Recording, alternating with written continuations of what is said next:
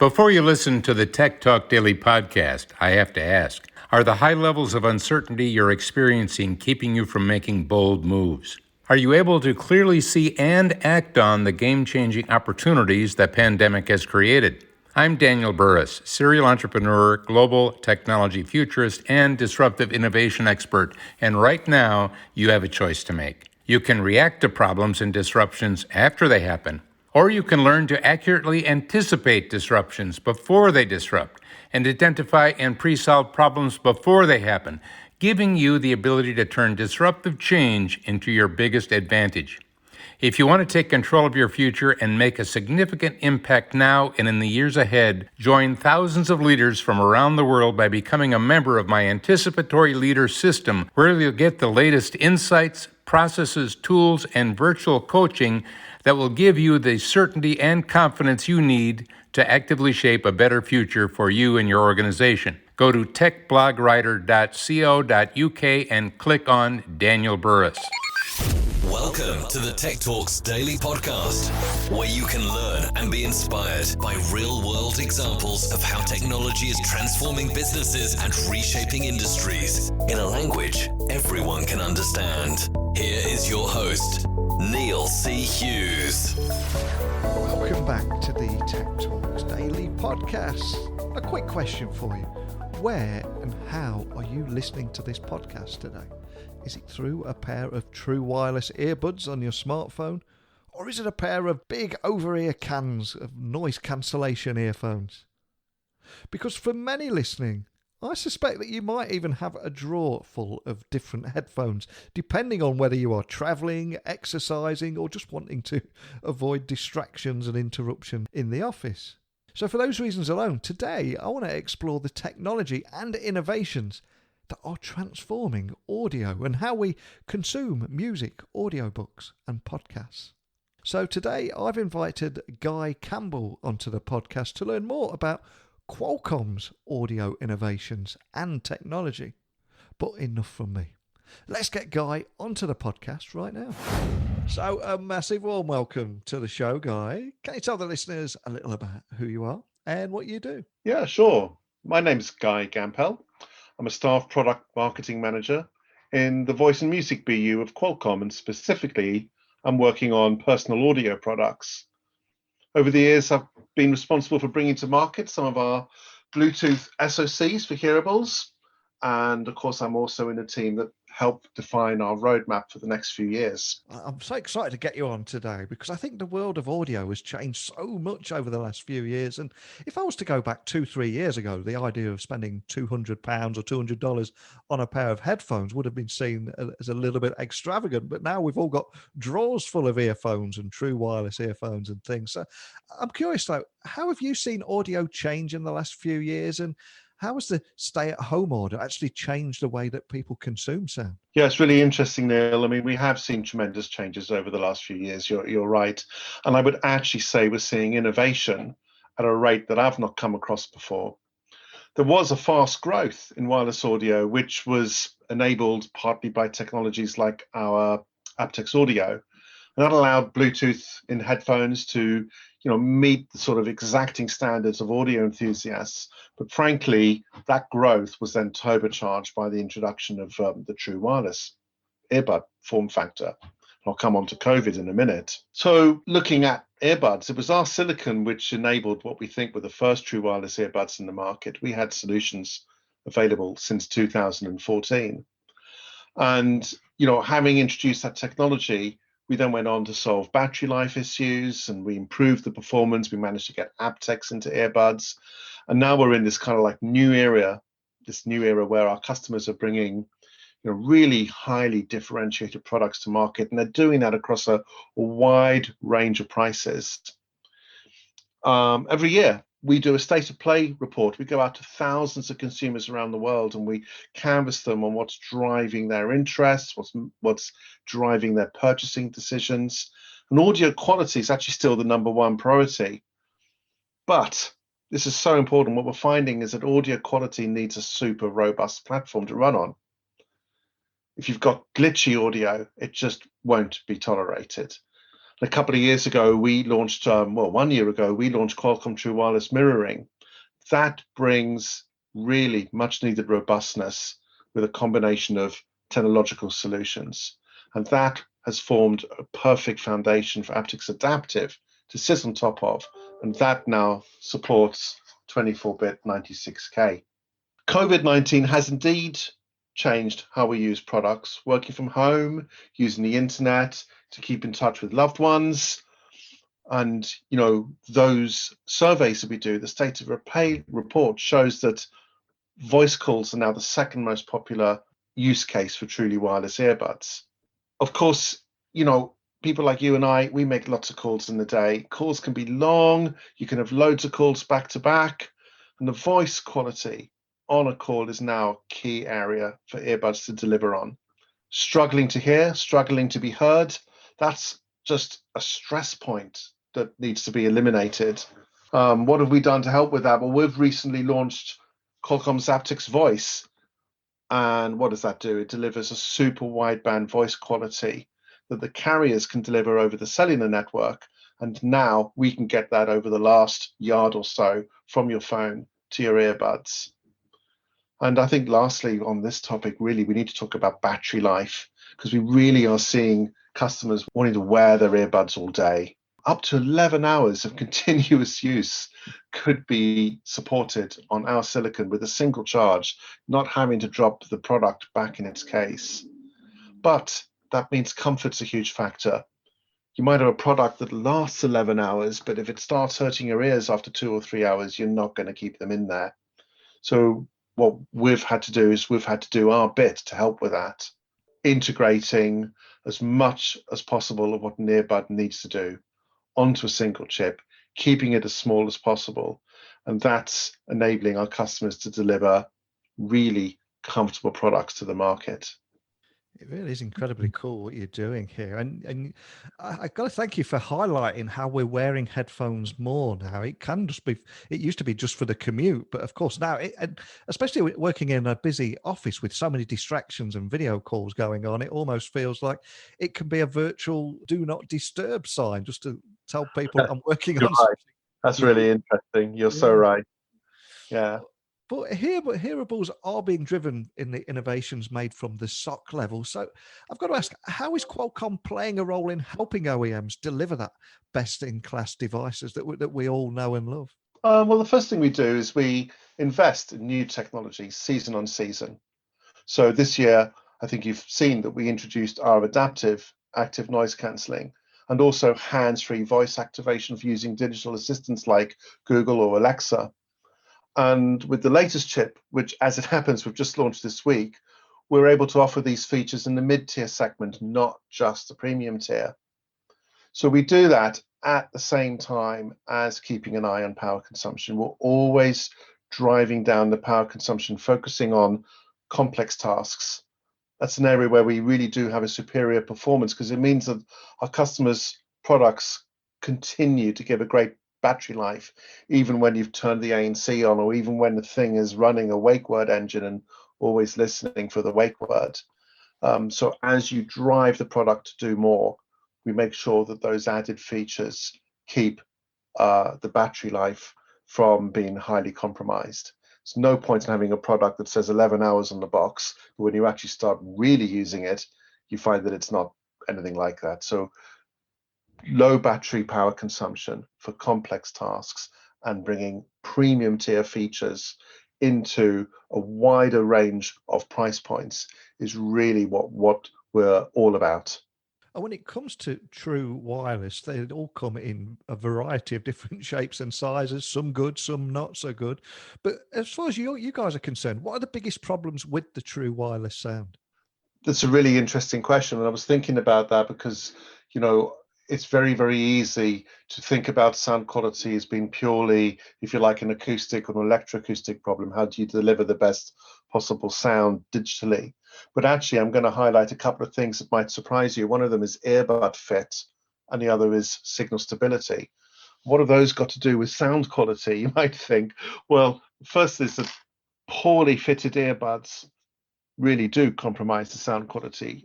We've all experienced that. You put them in, you twist them around, the sound quality changes. So our adaptive ANC helps address that in real time.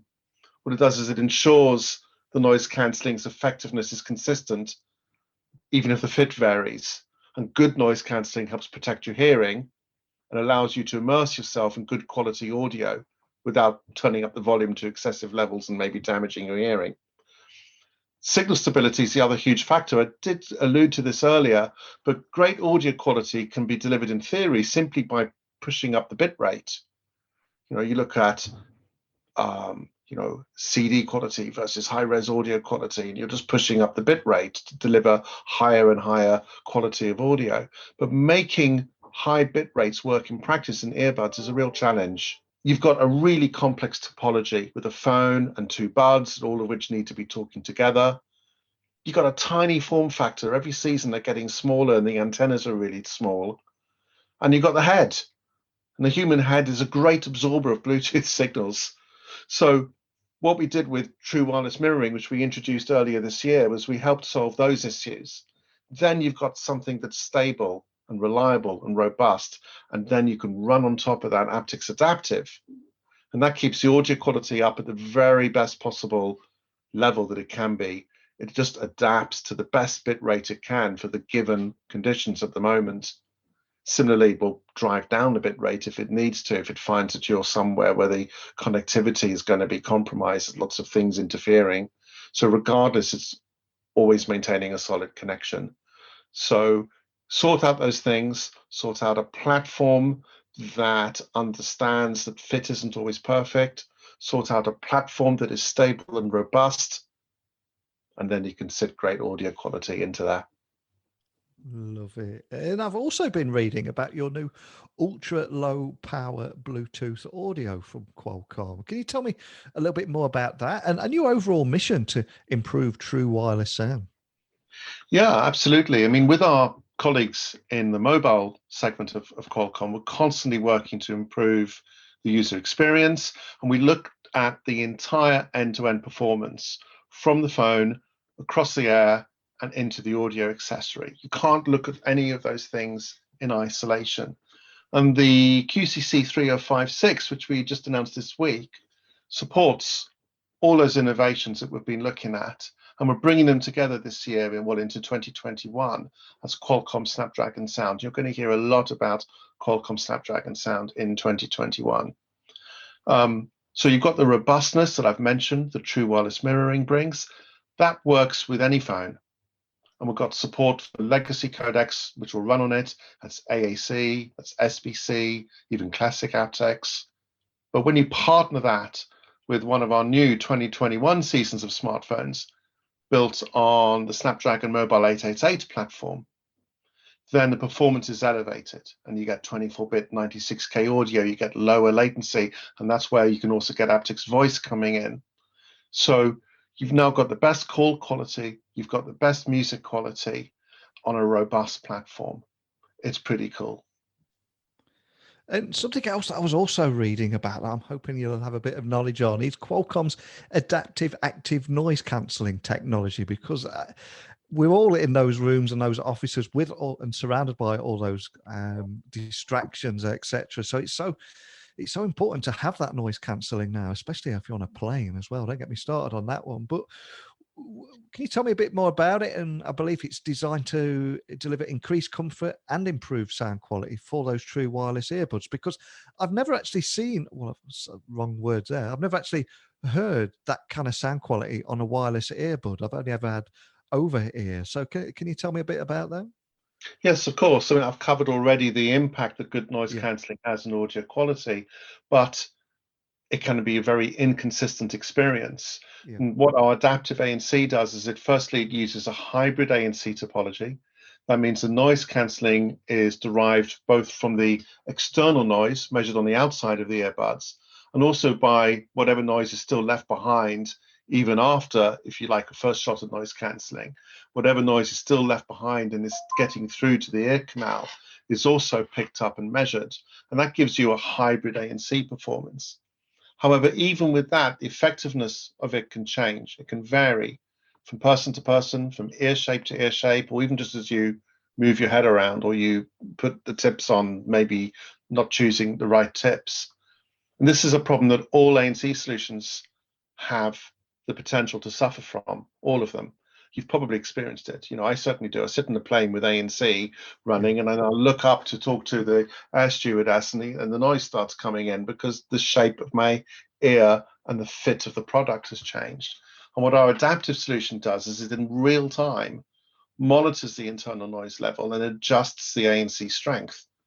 So it's delivering a consistent experience. It's balancing out those kinds of variations, and can also, as a sort of a side effect, a nice side effect of that, it can balance out variations between the left and the right. And it can also increase its strength when noises are very loud, or decrease its strength when noises are very quiet. So hopefully that will help you understand what it is that we're doing with the adaptive ANC. So is there anything else that you can share about how Qualcomm is helping to further the evolution of the wireless audio ecosystem? Because it seems like you guys are on a real mission here. I believe that we are, yeah. I mean, I think there's a few things. We're always seeking ways to bring something new to our customers, or bring something better than what came before. And those are distinctly different. And you're going to see that in how we approach LE Audio, which is a really exciting new opportunity. Our approach to LE Audio is that first we want to focus on bringing something new, something that's not been done before with classic Bluetooth. So we're going to be, with our smartphone friends, we're going to be developing use cases such as audio sharing and broadcast that have not been able to be supported with classic Bluetooth. Or if they have, they've been very closed and very proprietary. And LE Audio allows us to do that within a standard, so that any make or model of compatible product can take part in it. That being the focus, rather than simply replicating something that we already have. And when we do move something over that we already have, simple example might be just listening to music on your own or making a call. You've already got those nicely catered for. We're always looking at ways of doing something better. Where are the weaknesses? Where does it fall over? What are its limitations? How can we improve those? So either we want to bring something new that's not been done before, or we want to bring something better than what's been done before. The other thing is that you've seen that we invest heavily in the premium tier. You can see that in what our top flight customers bring to market. If you look at some of the product that's coming to market from some of our customers in the premium tier, it's highly innovative. And then what we do is we bring that innovation to a wider audience. And in doing that, we help drive the growth, because people get excited by those features and they become more affordable. And that's what we're really doing right now by launching the QCC 3056 chip, which we launched, I believe, yesterday, as it happens. And from a tech point of view, I also believe you've got Bluetooth LE audio is becoming the new industry standard, and that's going to extend classic Bluetooth capabilities and maybe even offer up new possibilities for wireless audio use cases too. But is that something you can expand on? Yeah, sure. As I alluded to there, what we're really excited about with LE Audio is to deliver new use cases to the consumer. Yeah. So it is very exciting for us, and it's very exciting for our customers. It's been developed to support lots of new use cases, such as sharing audio between lots of friends, such as broadcasting simultaneously different channels of sound. And what's cool is that, the market won't have to wait long for this. What is needed in terms of the building blocks to do LE Audio is in both our new Snapdragon 888 mobile platform that was launched a couple of weeks back, and also the QCC 3056 that I mentioned earlier, the new Bluetooth SoC. Both ship with the necessary building blocks in there to allow our customers to begin to explore those capabilities. Through the first season with LE Audio, more capabilities will be developed, and ultimately, of course, classic Bluetooth's been up there for approximately 20 years now. So we're super excited to have something new to work on and to have new possibilities open up for us and for our customers. And before I let you go, I'm going to ask you to gaze into your virtual crystal ball here and ask you, what does the future look like for hearable tech, or even sound like for hearable tech? And what role do you see Qualcomm playing in that future? Well, firstly, I think hearables are getting smarter. We're beginning to see that now in terms of hands-free interaction with digital assistants. And you're going to see more smart features on these products as we go. Support for less than perfect hearing, more intelligent management of the noise around you, including either noise cancelling or actually passing through of ambient noise when you do need to hear it. Maybe that will become more intelligent and smarter. I think you'll see different kinds of connectivity. I've begun to touch on that in terms of broadcast connectivity, but you'll definitely see a better out-of-box experience and more good quality audio, better audio that doesn't get glitchy. Our technologies are helping deliver the software that's needed to the customer, the development tools that are needed to the customer, and of course the silicon. And part of that is reference designs. We are now entering our second season where we support our silicon launches with reference designs. So that's really important. It helps our customers get to market. It gives them a lot of indicators and clues and assistance, shortens their own development time. And what we're seeing is that that's really key to getting premium tier technologies into the wider market, because those customers who are not in the premium tier, they need that support which we give them to deliver those new technologies to market. That really, along with the commitment to all-day wear and comfort, which we've covered in terms of always driving for low power consumption, I believe really that these are the trends, these are the facilitating steps to enable really, really, really cool innovation in the next few years. Well, I've loved chatting with you today. But before I do let you go, could I just ask that you remind everyone listening of where they can find more information about Qualcomm online and the best way of keeping up to speed with the latest developments? And equally, if we have a business leader listening that wants to contact your team, what's the best way of doing that? Well, I don't think it'll be any surprise if I say go to qualcomm.com, but also we're active on many social media platforms, and you can reach out to us via those social media platforms.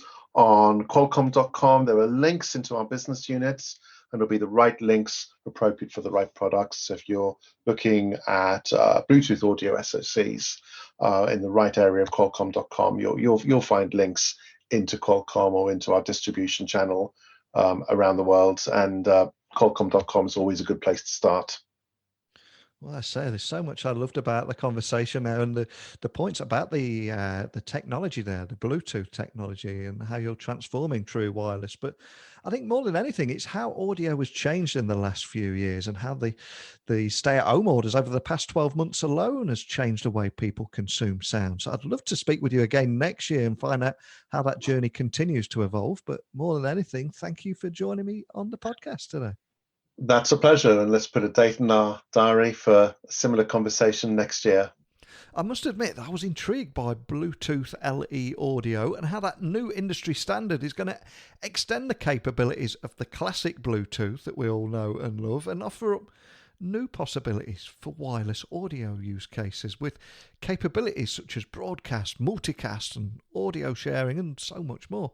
But I think more than anything, I just loved hearing more about how true wireless is evolving and improving, thanks to things like Qualcomm's innovation in audio.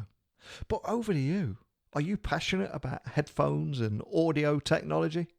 If you are, this is your opportunity. I invite you all to email me directly, techblogwriter@outlook.com. You can connect with me on LinkedIn, Twitter, Instagram at Neil C. Hughes.